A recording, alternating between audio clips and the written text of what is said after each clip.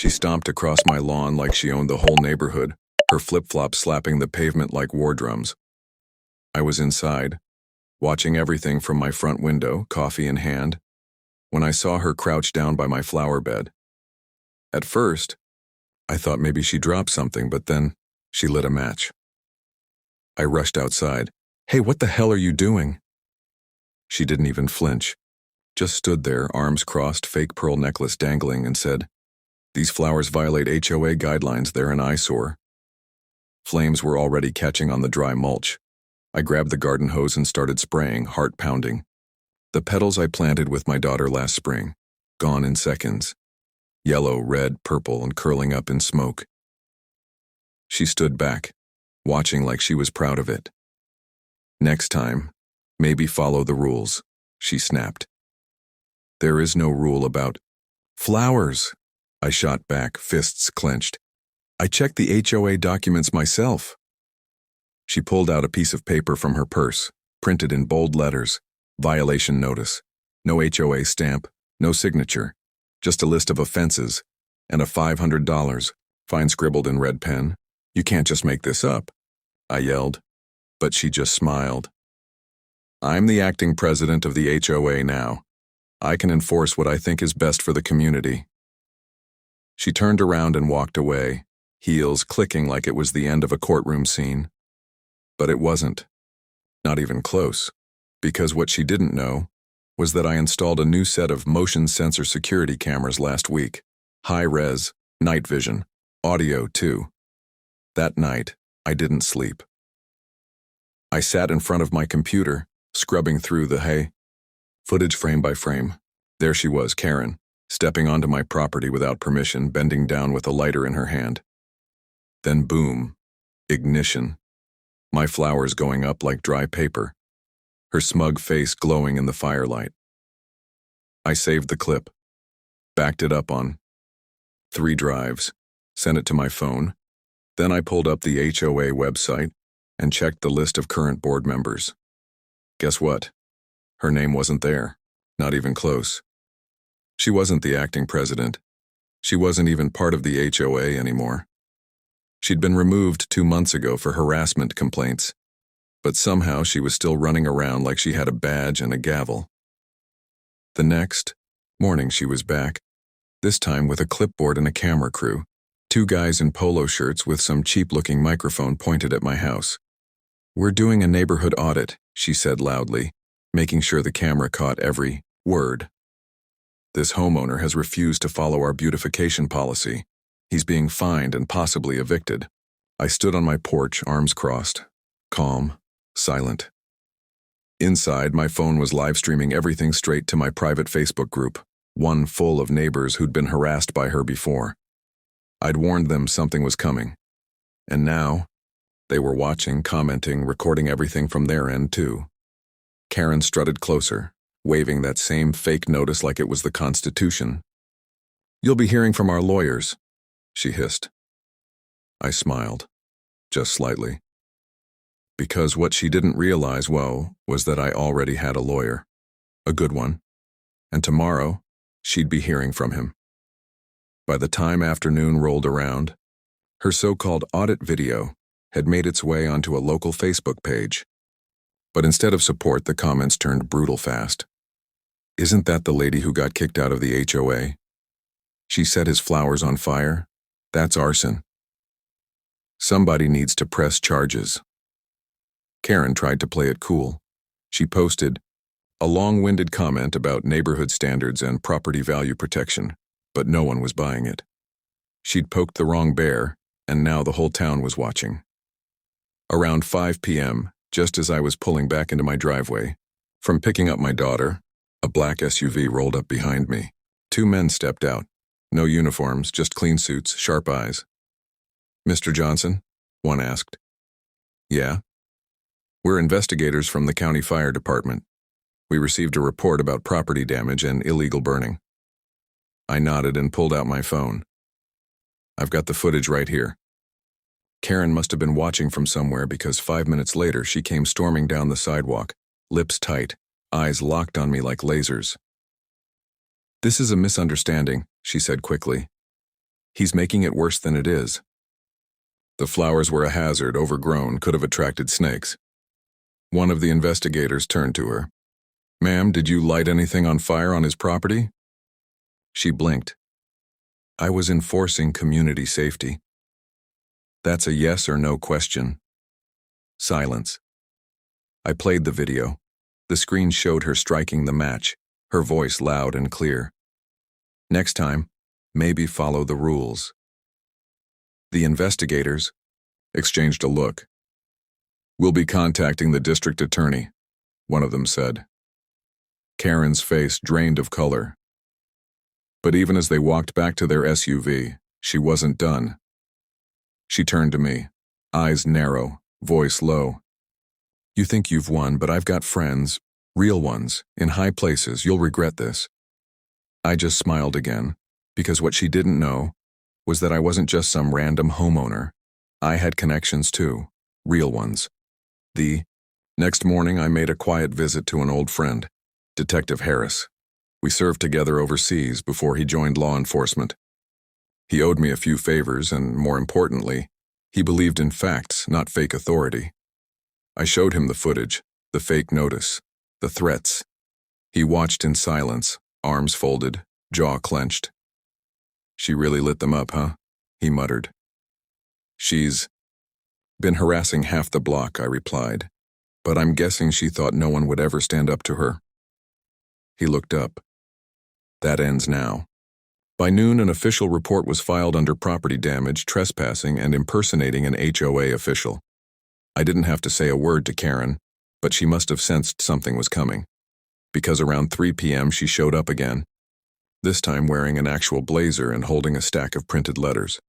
She started walking door to door, handing out urgent neighborhood updates, still trying to sell the idea that she was in charge.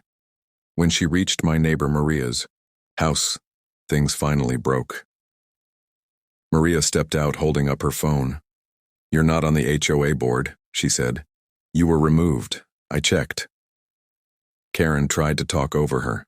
"This community is falling apart. Someone has to step up." "Not by lighting people's flowers on fire," Maria snapped.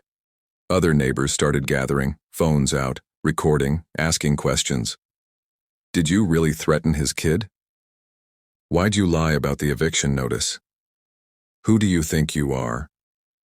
For the first time, Karen looked rattled. And just when she tried to walk away, a black and white police cruiser pulled up right in front of my house. The officer stepped out slowly, walked up to her and said, "Ma'am, we need to have a conversation about a few recent complaints and some video evidence." Karen glanced at me, eyes full of panic, but I didn't say a word, because I knew the real twist hadn't even landed yet, not until tomorrow morning. The next morning came with more than just sunshine. It brought headlines. Local news picked up the story fast. Ex-HOA member under investigation after alleged arson incident caught on home security camera. My front yard, what was left of it, was on the screen. So was the footage of her lighting the match. So was her face. By lunchtime, her name was everywhere. But here's the part that really hit. I got a call from a local housing attorney who'd seen the news. "We've had complaints about her in 3 different neighborhoods," he told me. "She's been pretending to run HOAs, threatening people, faking documents, and scamming residents with fake fines." Scamming people. This wasn't just some neighborhood nuisance. This was fraud. And just as I was processing that, I got another call, this time from the county registrar's office. "Sir, did you know your property lines include the park strip in front of your house? The very one she put HOA signs on." "Last month?" My heart stopped for a second. "You're saying I own that?" "Yes, sir, we verified the records. It was included in the original land sale 23 years ago. 23 years ago, before Karen had even moved in, before the HOA was formed. That tiny strip of grass she kept bossing people over wasn't community property. It was mine." The next time Karen drove by, probably hoping to see me squirm, I was standing on the edge of that strip, holding a brand new sign. "Private property. Trespassers will be prosecuted."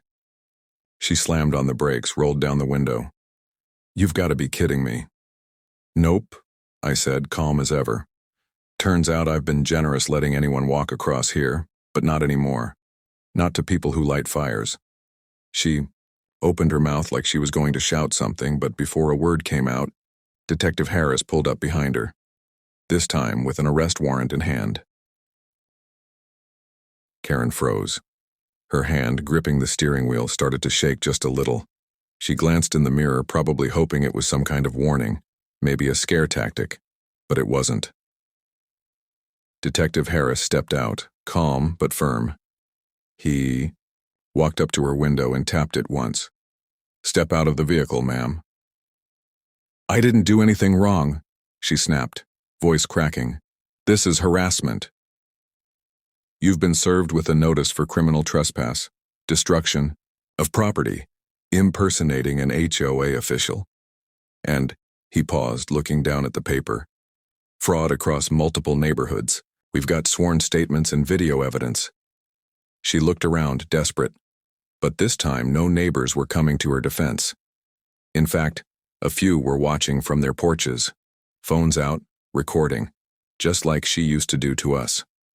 Only now, the lens was pointed back. "You don't understand," she yelled, stepping out, mascara smudged from whatever panic attack she was fighting off. "I was trying to help the community. People like him," she pointed at me. "They bring down property values." Detective Harris didn't flinch. "You lit a homeowner's garden on fire because you didn't like the flowers. They weren't regulation. There are no regulations about that. And you're not part of any HOA anymore, you're done." He cuffed her gently but without hesitation. Karen's voice grew louder, more desperate. "Someone call the mayor. I know people." Harris looked over at me with a half smile. "Funny thing, John, I am the mayor's brother." Karen went silent. Her jaw literally dropped. And then, in the middle of the road, with cameras rolling, with half the neighborhood peeking out from behind curtains and bushes, she was placed in the back of a police car. No more clipboards. No more fake notices. No more matches. And as they drove away, my daughter stepped out from the house holding the little potted sunflower she'd saved from the flames. "Can we plant more?" she asked. "Yeah, sweetie," I said, kneeling beside her. "This time we plant a whole garden right here, on our land. Because nobody was ever going to mess with our home again." The news spread faster than wildfire. By evening, Karen's mugshot was all over social media. The same neighbors she used to bully were now sharing her downfall with a kind of quiet joy. One guy even printed her fake HOA notice and pinned it on a community board under the headline, "Karen's Greatest Hit, now featuring jail time." But it wasn't just about petty revenge. Something changed in the neighborhood. People started coming by, not out of curiosity, but to say thanks. Mr. Patel from across the street brought over lemonade. Maria knocked on my door with a box of flower seeds. "Let's rebuild your garden," she said. Together. Even the guy down the block who barely ever waved stopped by and said, "She told me last year my truck made the street look unprofessional. I've been parking it 2 blocks away ever since. Not anymore."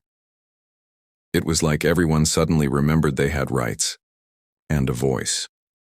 The HOA board released a public statement clarifying that Karen had never been re-elected, and that they were investigating how she got access to internal documents in the first place. Turns out, she'd hacked into their email system and forged meeting minutes. That charge alone was now under county review. Then came the real kicker. A woman from another neighborhood messaged me privately. She said Karen did the same thing in her area, pretending to be the HOA head, threatening to fine families who didn't meet standards. One of them was an elderly veteran couple who'd actually paid the fake fines out of fear. That's when I knew this wasn't just about my flowers. It was about every person Karen had steamrolled, every lie, every threat. And with the evidence we had, videos, emails, messages, Detective Harris confirmed it was enough for a larger case. She wouldn't be walking away with just a slap on the wrist. No, this was going much, much higher. And the final blow was still on the way. A week later, the courtroom was packed. Karen sat at the defendant's table, no longer smug, no longer in control, just small. Her once crisp blazer was wrinkled, her hair tied back in a rushed, messy bun. No clipboard. No fake authority. Just a woman finally facing everything she'd done. The judge laid it all out. Multiple counts of fraud, trespassing, destruction of property, impersonating an official, and digital tampering. But what hit hardest was the impact statements. Maria spoke first, her voice strong.